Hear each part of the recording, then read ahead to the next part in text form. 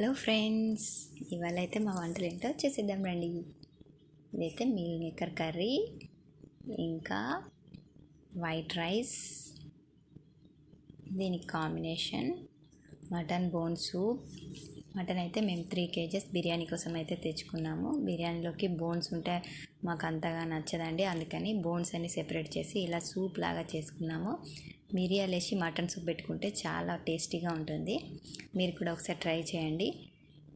ఈ సూప్లో వైట్ రైస్కి కాంబినేషన్ బాగుంటుంది, అలాగే బిర్యానీకి కూడా ఈ సూపు చాలా బాగుంటుంది. ఇంకా మేము మటన్ అయితే దమ్ పెట్టుకొని ఇవన్నీ ప్రిపేర్ చేసుకునేసరికి మటన్ దమ్ బిర్యానీ అయితే రెడీ అయిపోయింది.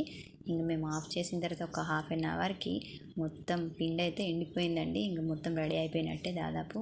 ఇంకొకసారి మూత తీసైతే చూద్దామని మేమైతే మెల్లగా తీస్తున్నామండి. మటన్ అయితే చాలా బాగా కుక్ అయింది.